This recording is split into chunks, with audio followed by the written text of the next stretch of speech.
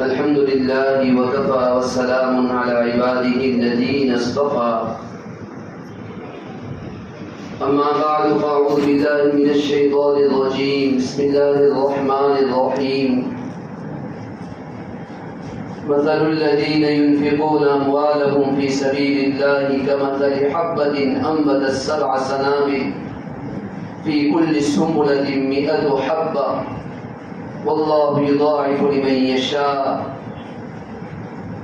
وقال النبي صلى الله تعالى عليه وسلم الخلق عيال الله فأحب الخلق إلى الله من أحسن إلى عياله. صدق الله مولانا العظيم وصدق رسوله النبي الأمي الكريم ونحن على ذلك لمن الشاهدين والشاكرين والحمد لله رب العالمين. میرے محترم بھائیوں، بزرگوں اور دوستوں، اللہ جل جلالہ وعم نوالہ نے اس دنیا میں بہت ساری مخلوقات پیدا فرمائی ہے. جانور ہے، گھاس ہے، درخت ہے، انسان ہے، جنات ہے.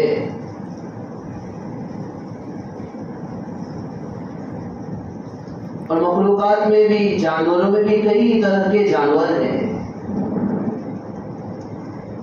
ایک طرف شیر موجود ہے، ایک طرف وہ جانور بھی موجود ہیں جن کو انسان اپنے قبضے میں لے لیتا ہے. گھوڑے ہے، ہاتھی ہے، خچر ہے، گدھے ہے.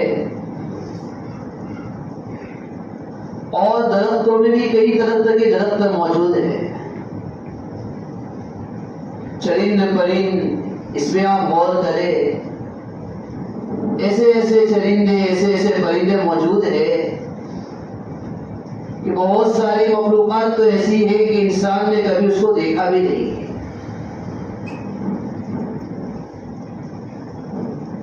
انسان ان مخلوقات کو دیکھتا ہے تو سمجھ میں نہیں آتا ہے کہ اللہ جل جلالہ وعم نوالہ نے کیسے ان کو پیدا فرمایا ہوگا.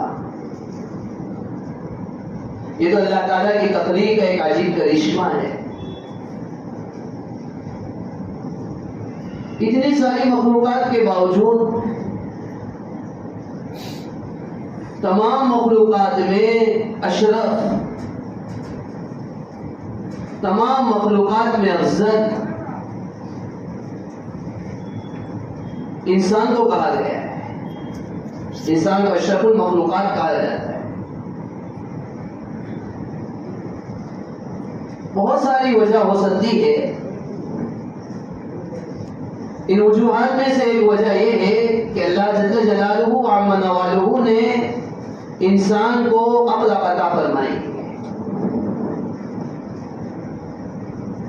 یہ عقل جانوروں میں موجود نہیں ہے، یہ عقل یہ درختوں میں موجود نہیں ہے، یہ چرند اور پرند میں موجود نہیں ہے. یہ اللہ تعالیٰ نے انسان کو عطا فرمائی. یہی عقل کی وجہ سے انسان کہاں سے کہاں تک پہنچ جاتا ہے. نئی نئی ٹیکنالوجی کی وجہ سے، سائنس کی نئی نئی ایجادات کی وجہ سے یہ انسان اپنی عقل کو کام میں لیتا ہے. اور انسان نے اپنی عقل کو کام میں لیا تو ہوا میں اڑنے لگا. اپنی عقل کو کام میں لیا، سمندروں میں غوطہ لگایا، وہاں سے کیسے کیسے ہیرے اور جواہرات لے کر آیا، موتیاں لے کر آیا. تو اللہ تعالیٰ نے انسان کو یہ عقل عطا فرمائی. یہ انسان کو یہ عقل اچھی چیزوں کی رہنمائی بھی کرتی ہے، کون سی چیز اچھی ہے، کون سی چیز بری ہے. تو ایک چیز ہے انسان کے پاس عقل ہے. اور دوسری چیز جو انسان میں پائی جاتی ہے جانوروں میں نہیں پائی جاتی ہے، جو انسان میں پائی جاتی ہے درختوں میں نہیں پائی جاتی ہے،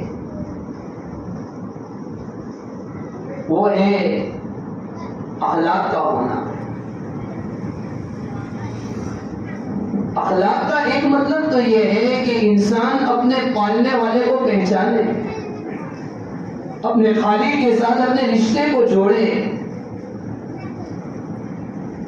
اپنے خالق کے ساتھ، اپنے پیدا کرنے والے کے ساتھ اپنے تعلقات کو استوار کرے، اپنے تعلقات کو جوڑے،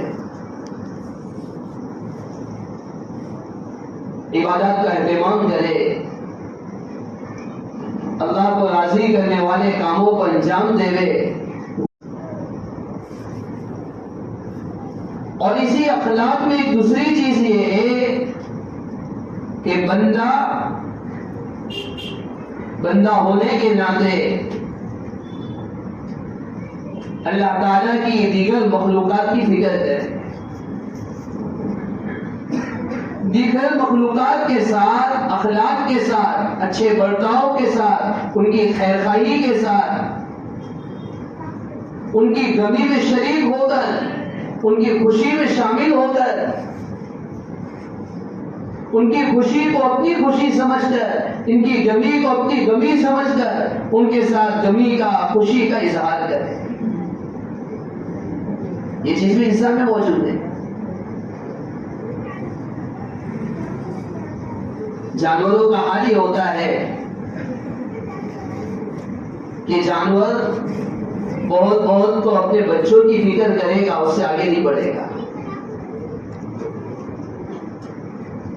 لیکن انسان کو اللہ تعالیٰ نے عقل عطا فرمائی اور انسان کو اللہ تعالیٰ نے دل عطا فرمایا، اس کے اندر اللہ تعالیٰ نے یہ طاقت رکھی ہے اور دل میں اللہ تعالیٰ نے وہ پاور رکھا ہے کہ وہ کسی کی خوشی کو دیکھتا ہے۔ اللہ تعالیٰ نے اگر صحیح سمجھ عطا فرمائی ہوگی تو اس کی خوشی کو دیکھ کر اپنے دل میں بھی خوشی محسوس کرے گا، اور کسی کی غمی کو دیکھے گا، کسی کی پریشانی کو دیکھے گا، کسی کی تکلیف کو دیکھے گا تو اس کے دل بھی پسیج جائے گا، اس کی آنکھوں میں بھی آنسو آ جائیں گے۔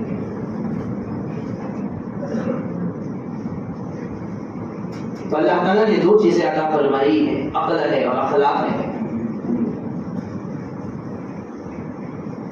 اخلاق کا تقاضا یہ ہے کہ جہاں آدمی اپنے رشتہ داروں کے غم کو غم سمجھتا ہے، اپنے اہل و عیال کے غم کو غم سمجھتا ہے، اپنے اہل و عیال کی خوشی کو خوشی سمجھتا ہے، اور اپنے اہل و عیال کی خوشی کے لیے اپنے جان و مال کو قربان کر دیتا ہے، اپنے اہل و عیال کی غمی کے لیے اپنے جان و مال کو قربان کر دیتا ہے۔ ایک مسلمان کی شان یہ ہے کہ وہ تمام انسانیت کے لیے، چاہے وہ مسلمان ہو یا مسلمان نہ ہو، اپنی جان و مال کو قربان کرنے والا ہو، اپنی جان و مال کو قربان کرنے والا ہو۔ حدیث میں آتا ہے، اللہ کے نبی صلی اللہ علیہ وسلم نے فرمایا، مخلوق اللہ کا کنبہ ہے، الخلق عیال اللہ، فَأَحَبُّ الْخَلْقِ إِلَى اللَّهِ مَنْ أَحْسَنَ إِلَىٰ عِيَالِهِ، مخلوق میں اللہ کے نزدیک سب سے زیادہ پسندیدہ وہ بندہ ہے جو اس کے کنبے کے ساتھ، یعنی اس کی مخلوق کے ساتھ اس نے سلوک کرنے والا ہو۔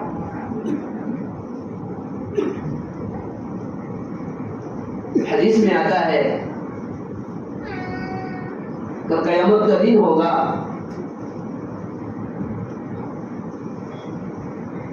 اللہ تبارک و تعالیٰ فرمائیں گے، اے میرے بندے، میں دنیا میں بیمار تھا، تو نے میری عیادت نہیں کی۔ بندہ کہے گا، اللہ آپ کیسے بیمار ہو سکتے، آپ تو رب العالمین ہیں، سارے جہانوں کے پالنہار ہیں۔ اللہ فرمائیں گے، میرا ایک بندہ بیمار ہوا تھا، اگر تو اس کی عیادت کرتا تو وہ ایسا ہی تھا جیسے تو نے میری عبادت کی، میری عیادت کی۔ اس کی دیکھ بھال کرتا، اس کی مزاج پرسی کرتا، تو وہ ایسا ہی تھا جیسے میری مزاج پرسی کی، میری عادت کی۔ تو اللہ کو اپنی مخلوق سے کیسی محبت ہے۔ اس کے بعد اللہ تعالیٰ فرمائیں گے کون بندے سے، وہ میرے بندے میں بھوکا تھا تو نے مجھے کھانا نہیں کھلایا۔ بندہ کہے گا اللہ آپ تو سارے جہانوں کو کھلانے والے ہیں، آپ کیسے بھوکے ہو سکتے ہیں اور کیسے میں آپ کو کھانا کھلاؤں؟ اللہ تعالیٰ فرمائیں گے میرا پورا بندہ بھوکا تھا، اس نے تجھ سے کھانا مانگا تھا، تو نے اس کو نہیں عطا کیا، اگر تو اسے کھلاتا تو وہ ایسا ہی تھا جیسا کہ تو نے مجھے کھلایا۔ پھر اللہ تعالیٰ ایک اور بندے سے فرمائیں گے او میرے بندے میں پیاسا تھا، میں نے تجھ سے پانی مانگا، تو نے مجھے پانی نہیں پلایا۔ بندہ کہے گا اللہ آپ کو پیاس کیسے لگے گی، آپ کو میں پانی کیسے پلاتا؟ اللہ تعالیٰ فرمائیں گے او میرے بندے میں دنیا کے اندر فلاں بندے نے تجھ سے پانی مانگا تھا اور تو نے اسے پانی نہیں پلایا تھا، اگر تو اسے پانی پلاتا تو ایسا ہی تھا جیسا کہ تو نے مجھے پانی پلایا۔ دیکھو عبادت کرنے سے بھی اللہ ملتا ہے، قرآن پڑھنے سے بھی اللہ ملتا ہے، نمازوں کا اہتمام کرنے سے بھی اللہ سے تعلق جڑتا ہے، اور روزوں اور زکوٰۃ کا اہتمام کرنے سے بھی تعلق جڑتا ہے، لیکن مخلوق کی خدمت کرنے سے، مخلوق کو پلانے سے، مخلوق کو کھلانے سے، مخلوق پر خرچ کرنے سے بھی بندے اللہ تعالیٰ کے ساتھ تعلق جڑتا ہے، اللہ تعالیٰ سے تعلق استوار ہوتا ہے۔ پہلے ایک حدیث سنا چکا ہوں، سلام پر سب سے پہلی جو وحی نازل ہوئی آپ علیہ الصلوۃ والسلام غار حرا میں چلے جایا کرتے تھے، خلوت میں تنہائی میں اللہ تعالیٰ کی عبادت کیا کرتے تھے۔ ایک مرتبہ اچانک جبرائیل علیہ الصلوۃ والسلام تشریف لائے، آپ علیہ الصلوۃ والسلام کے پاس آ کر کہا اقرا، پڑھیے۔ آپ علیہ السلام نے فرمایا ما انا بقاری، میں پڑھا ہوا نہیں ہوں، میں کیسے پڑھوں گا، مجھے کچھ آتا ہی نہیں۔ جبرائیل علیہ السلام نے کہا پڑھیے اقرا۔ اللہ کے نبی صلی اللہ علیہ وسلم نے پھر یہی جواب دیا ما انا بقاری، میں پڑھا ہوا نہیں ہوں۔ جبرائیل علیہ السلام نے جناب نبی کریم صلی اللہ علیہ وسلم کو پکڑا اور زور سے کھینچا، زور سے دبایا، اس کے بعد چھوڑا، پھر کہا پڑھیے دوسری یا تیسری مرتبہ، جب آپ علیہ الصلوۃ والسلام کو زور سے کھینچا اور چھوڑا اور آپ کو کہا کہ اقرا پڑھیے، بتائیے اقرا بسم ربک الذی خلق خلق الانسان من علق اقرا وربک الاکرم۔ جیسے آپ علیہ الصلوۃ والسلام کو کہا کہ آپ ایسا نے پڑھنا شروع کر دیا، پہلی مرتبہ وحی نازل ہوئی تھی، آپ علیہ الصلوۃ والسلام بالکل ڈرے ہوئے تھے، سرمے ہوئے تھے، یہ میرے ساتھ کیا ہو گیا؟ حدیث میں آتا ہے آپ علیہ الصلوۃ والسلام ڈر لوٹے، ماں خدیجہ کبریٰ رضی اللہ تعالیٰ موجود تھی، گھبرائے ہوئے لوٹے، خدیجہ کبریٰ رضی اللہ تعالیٰ سے فرمانے لگے خشیت والا نفسی، خشیت والا نفسی، مجھے اپنی جان کا خطرہ ہے، یہ سبوں کی میری جان نکل جائے۔ آپ علیہ الصلوۃ والسلام بالکل کانپ رہے تھے، مجھے چادر اڑا دو، مجھے کمبل اڑا دو، مجھے اپنی جان کا خطرہ ہے۔ حضرت خدیجہ کبریٰ رضی اللہ تعالیٰ عنہا، اللہ تعالیٰ نے ان کو ذہن میں بہت عطا فرمایا تھا۔ حضرت خدیجہ کبریٰ رضی اللہ تعالیٰ عنہا سے نبی علیہ الصلوۃ والسلام نے پورا واقعہ بیان فرمایا۔ حضرت خدیجہ کبریٰ رضی اللہ تعالیٰ سمجھ گئی کہ کوئی اور ہی بات ہے، نبی علیہ الصلوۃ والسلام کو تسلی دینے لگی کہ آپ علیہ الصلوۃ والسلام بالکل گھبرائے ہوئے تھے، تو کیا جملہ استعمال فرمایا حدیث کی کتابوں میں نقل کیا گیا ہے، اور اس جملے کے ذریعے سے آنے والے امت کے لیے ایک بہت بڑا سبق ہے۔ خدیجہ کبریٰ رضی اللہ تعالیٰ نے فرمایا کلا واللہ لا یخزیک اللہ ابدا، اے میرے سرتاج، ڈرنے کی ضرورت نہیں ہے، ہرگز نہیں۔ واللہ لا یخزیک اللہ ابدا، اللہ آپ کو کبھی بھی رسوا نہیں کرے گا، کبھی بھی ذلیل نہیں کرے گا۔ کیا بات ہے، خدیجہ رضی اللہ عنہ فرما رہی ہے کہ اللہ تعالیٰ آپ کو کبھی رسوا نہیں کرے گا۔ آگے جو بات بیان فرمایا، آپ کو کیوں رسوا نہیں کرے گا؟ انک لتصل الرحم وتحمل الکل وتکسب المعدوم وتقرئ الضيف وتعين على نوائب الحق۔ آپ کبھی بھی رسوا نہیں ہو سکتے، آپ کو ڈرنے کی ضرورت نہیں ہے۔ کیوں؟ انک لتصل الرحم، آپ تو لوگوں کے ساتھ صلہ رحمی کرنے والے ہیں، آپ تو ٹوٹے ہوئے رشتوں کو جوڑنے والے ہیں۔ انک لتصل الرحم وتحمل الکل، آپ تو لوگوں کے بوجھ کو اپنے سروں پر اٹھانے والے ہیں۔ وتقرئ الضيف، آپ تو مہمان کی مہمان نوازی کرنے والے ہیں۔ وتعين على نوائب الحق، آپ تو مصیبت میں مبتلا لوگوں کی مدد کرنے والے ہیں۔ اور جو آدمی صلہ رحمی کرنے والا ہو، جو آدمی مہمان کی مہمان نوازی کرنے والا ہو، جو لوگوں کے لیے کمانے والا ہو، جو لوگوں کے بوجھ کو برداشت کرنے والا ہو، جو لوگوں کی مصیبتوں کے وقت مدد کرنے والا ہو، ایسے آدمی کو اللہ کبھی ذلیل اور رسوا نہیں کیا کرتا ہے۔ آپ میں تو یہ اوصاف موجود ہے، لہذا آپ بھی کبھی رسوا اور ذلیل نہیں ہوں گے۔ ہمارے لیے بہت بڑا سبق ہے۔ یہ تو وہ بندہ ہے جو اپنے لیے جینے والا ہوتا ہے، اپنے آپ پر خرچ کرنے والا ہوتا ہے، اپنے اہل و عیال پر خرچ کرنے والا ہوتا ہے، اور ایک وہ بندہ ہوتا ہے جو دوسرے کی خوشی کو اپنی خوشی سمجھنے والا ہوتا ہے، جو دوسروں کے لیے رونے والا ہوتا ہے، جو دوسروں پر خرچ کرنے والا ہوتا ہے، جو دوسروں کے لیے مصیبتوں کو برداشت کرنے والا ہوتا ہے، جو دوسروں کے لیے سارے بوجھوں کو برداشت کرنے کے لیے تیار ہوتا ہے۔ ایسے آدمی کے لیے بہت بڑی خوشخبری ہے، انک لتصل الرحم، یہ صلہ رحمی کرنے والے اور یہ رشتوں کو جوڑنے والے اور یہ دوسروں کے لیے رونے والے اور یہ دوسروں پر خرچ کرنے والے، ان کے لیے بہت بڑی خوشخبری۔ اللہ ایسے آدمی کو کبھی بھی ذلیل نہیں کرے گا، رسوا نہیں کرے گا۔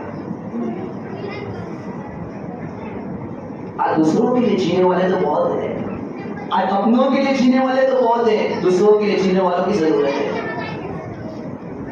آج اپنے غم کو غم سمجھ کر رونے والے تو بہت ہیں، دوسرے کے غم کو غم سمجھ کر رونے والے بہت کم ہیں۔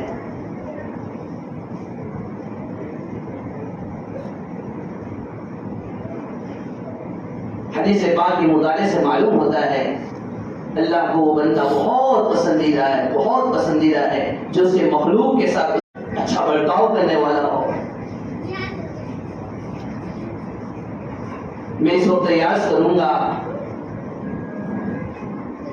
کہ اللہ جل جلالہ نے جہاں ہمیں مساجد عطا فرمائی، یہ مدارس عطا فرمائے، یہ مکاتب عطا فرمائے، اسی طرح اللہ جل جلالہ نے اپنے فضل سے، ہمارے آباء و اجداد کی محنت سے ہمیں قبرستان عطا فرمائی، قبرستان کے لیے زمین عطا فرمائی۔ اس وقت تو بہت بڑی ضرورت ہے۔ نبی علیہ الصلوۃ والسلام جب مدینہ منورہ تشریف لائے، آپ علیہ الصلوۃ والسلام نے دیکھا مسجد کی ضرورت ہے، دو بندے کے پاس آپ علیہ الصلوۃ والسلام نے زمین خریدی اور زمین خرید کر وہاں پر مسجد کو تعمیر فرمایا، اور آپ علیہ الصلوۃ والسلام نے ایک چبوترا بنوایا جسے اصحاب صفا کا چبوترا، اصحاب صفا جسے کہا جاتا ہے، ایک چبوترا بنوایا اور وہاں پر گویا ایک دینی تعلیم کی ابتدا فرمائی۔ یہ اسلام کا پہلا مدرسہ ہے۔ نبی علیہ الصلوۃ والسلام کے زمانے میں ہی کئی صحابہ کرام رضوان اللہ تعالی علیہم اجمعین نے لوگوں کی ضرورتوں کے خاطر کئی مال کو قربان کر دیا۔ غزوہ تبوک کا واقعہ آپ نے سنا ہوگا۔ نبی علیہ الصلوۃ والسلام نے اعلان کیا اپنے صحابہ کے درمیان،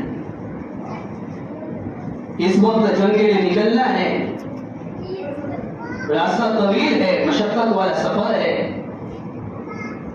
ایک طرف کھجوروں کے پکنے کا موقع ہے، موسم ہے، آپ علیہ السلام نے اعلان کیا جس کے بعد جو کچھ ہے سب لے کر آ جاؤ اپنی اپنی حیثیت کے مطابق.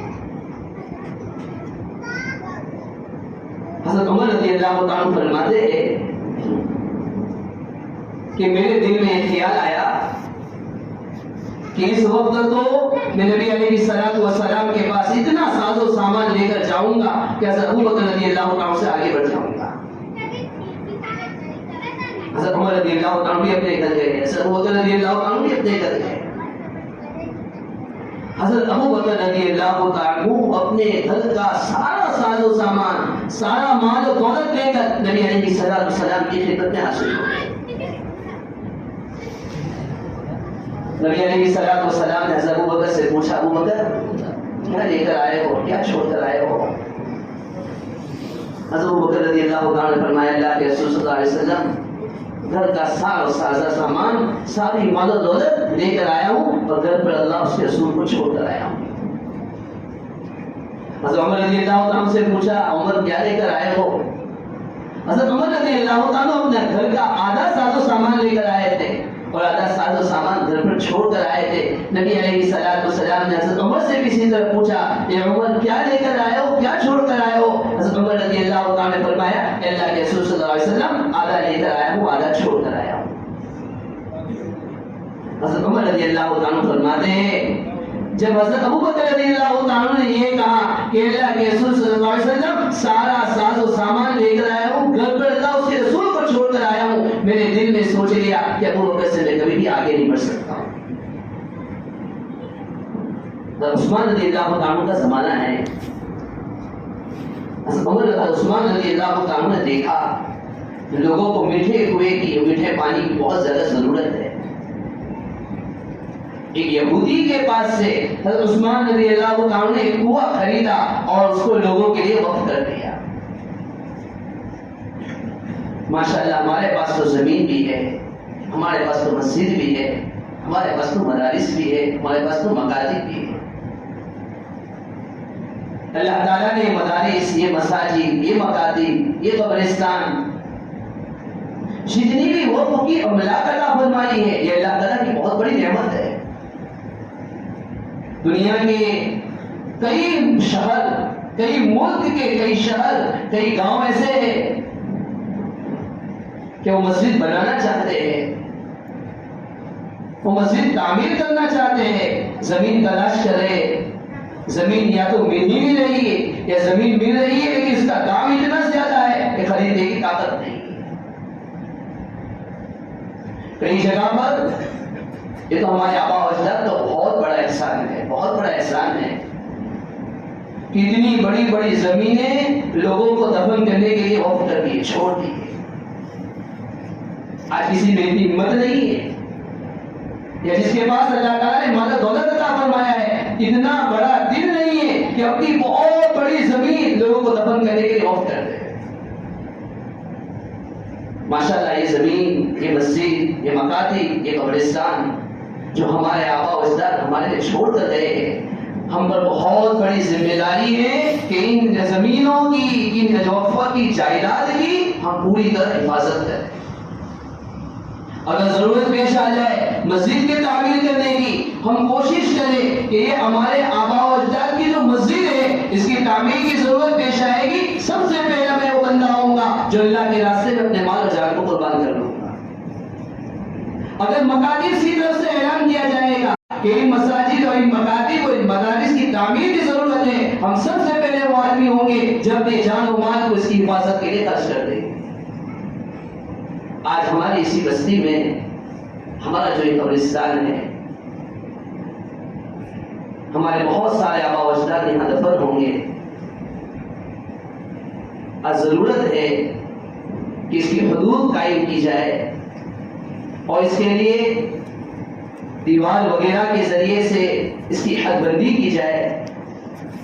میں اپنے بھائیوں سے گزارش کروں گا کہ اس کی تعمیری کام کی ضرورت کے لیے اپنے آپ کو پیش کریں, جتنا بھی خرچہ ہو. الحمدللہ ہمارے نوجوانوں کو, ہمارے اہل خیر حضرات کو اللہ تعالیٰ نے وہ طاقت عطا فرمائی ہے کہ بڑے بڑے خرچ کے لیے جب ہمارے نوجوانوں نے عزم کر لیا، ایک ارادہ کر لیا، ہمارے بڑھوں نے ایک ارادہ کر لیا اور پکا ارادہ کر کے کسی کام کو شروع کر دیا، شروع کرنے کے بعد یہ نوجوانوں کا کیا ہوا کام اللہ تعالیٰ کی طرف سے وہ برکت دکھاتا ہے کہ عمارتوں کی عمارتیں کھڑی ہو جاتی اور پتہ بھی نہیں چلتا ہے۔ کئی بڑی بڑی عمارتیں، کئی بڑی بڑی مساجد، کئی بڑی بڑی مکاتب، ایک بندے نے کام کا ارادہ کیا، یہ مساجد مکاتب کیسے کھڑے ہوئے؟ ایک بندے کے دل میں خیال ہے مجھے یہاں مسجد بنانا ہے، مجھے یہاں مکتب بنانا ہے، مجھے یہاں مدرسہ بنانا ہے، مجھے یہاں پر پورا چیز کو وجود بخشنا ہے، بس دل میں ارادہ ہے۔ ایک بندے نے دوسرے کے سامنے اپنے ارادہ کا اظہار کیا، اس نے تیسرے کے سامنے اظہار کیا، چوتھا بندہ مال نکالنے کے لیے تیار ہو گیا، پانچویں نے اپنی آتبا سے قربانی دینی شروع کی۔ اللہ تعالیٰ نے مکاتب، یہ مساجد، یہ مدارس کو اس طرح وجود میں لائے۔ میں اپنے تمام بھائیوں سے گزارش کروں گا، یہ ہمارے قریب میں جو ہماری بستی کا قبرستان ہے، ہم سب کی ارادہ کریں انشاءاللہ ابھی نماز کے بعد اسی سلسلے میں آپ حضرات کے سامنے چندے کی اپیل کی جائے گی۔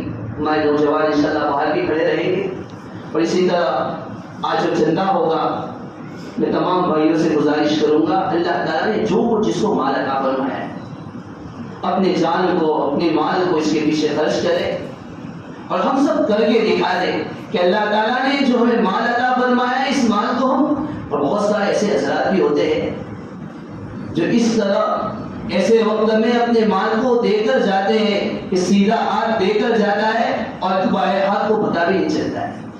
ضرورت ایسے ہی آدمی کی ہے۔ حدیث یاد آ گئی، بہت لمبی چوڑی حدیث ہے۔ اللہ تعالیٰ نے پہاڑ کو پیدا فرمایا، پہاڑ سب سے زیادہ طاقتور ہے۔ فرشتوں نے عرض کیا اللہ پہاڑ اتنا زیادہ طاقتور ہے، اس سے بھی بڑی میری مخلوق میں کوئی چیز ہے؟ اللہ تعالیٰ نے فرمایا لوہا ہے۔ یہ فرشتوں نے پوچھا اللہ لوہے سے بھی بڑی طاقتور کوئی چیز ہے؟ اللہ تعالیٰ نے فرمایا لوہے سے بھی زیادہ طاقت والی چیز آگ ہے۔ پھر اللہ تعالیٰ نے فرشتوں نے پوچھا ہے اللہ آگ سے بڑی طاقتور کوئی چیز ہے آپ کی مخلوق میں ہے؟ اللہ تعالیٰ نے فرمایا پانی موجود ہے۔ یہ فرشتوں نے عرض کیا اللہ پانی سے زیادہ طاقتور کوئی چیز ہے آپ کی مخلوق میں؟ اللہ تعالیٰ نے فرمایا ہوا ہے۔ ہوا کو اللہ تعالیٰ نے وہ طاقت عطا فرمائی کہ وہ پانی کو جس طرف چاہتا ہے لے جاتا ہے۔ فرشتوں نے آخر میں عرض کیا اللہ اس پانی، اس ہوا، اس پہاڑ سے بھی زیادہ طاقتور آپ کی مخلوق میں کوئی چیز ہے؟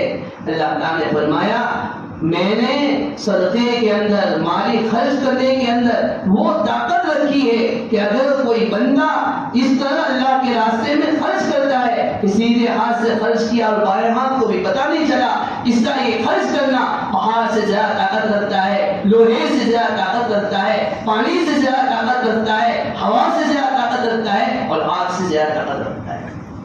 اللہ تعالیٰ شانوں سے دعا ہے اللہ تعالیٰ نے جو باتیں کی دعائیں سب کو اس پر عمل کرنے کی توفیق عطا فرمائے۔ ہمارے اس محلے والوں نے، یہاں کے ذمہ داروں نے جس بات کا ارادہ کیا ہے اللہ تعالیٰ آسانی کے ساتھ اس کو پائے تک مل کر پہنچا دے۔ آمین و آخر دعوانا۔